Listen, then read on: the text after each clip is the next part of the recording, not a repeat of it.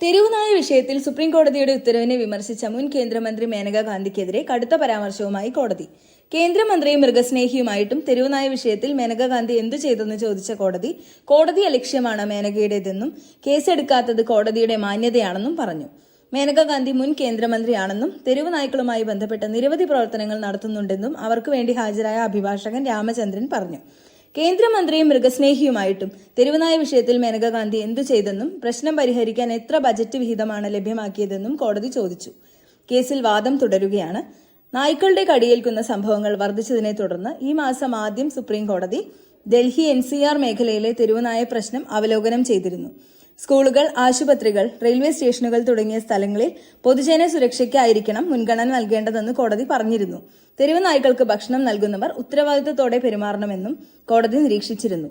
ഒരു നായ ആരെങ്കിലും ആക്രമിച്ചാൽ ആര് ഉത്തരവാദിത്തം ഏറ്റെടുക്കുമെന്ന് കോടതി ചോദിച്ചു.